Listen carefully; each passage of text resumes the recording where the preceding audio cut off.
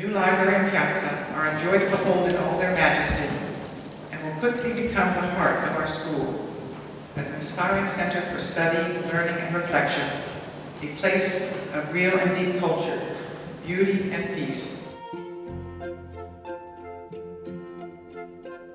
The library was another part of the original campus master plan in 1996 when the school again had more limited property.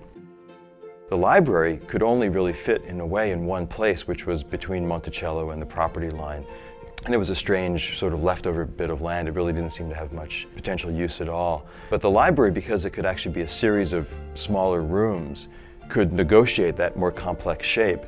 And the advantage of it is it actually formed a kind of a cap or a sort of terminus to the whole experience of the campus. So it seems like the goal or the destination for people experiencing the life of the school. And in that sense, it makes perfect sense as the kind of academic heart of the campus. Yeah.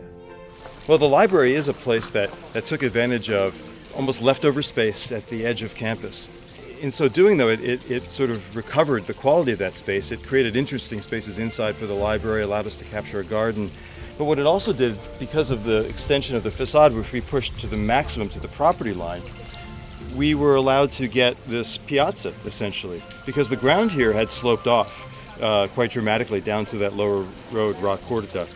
And so by extending the facade to the maximum that we could from the property line, we essentially had to create a flat area in front of it in any event. So we gained this piazza, essentially, in building the library. The piazza is really a consequence of the library. And the library helps to contain, define, and give a focus to this space.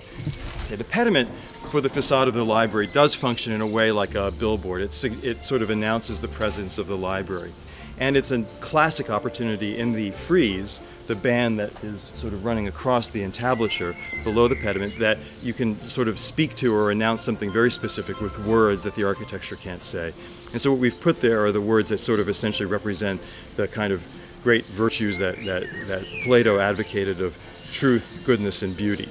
And those are all bound together in a way and represented by the library itself. So the facade tells you about what's inside the library, but it also offers a hope for what you're supposed to acquire when you go in there, why you would go in there in the first place.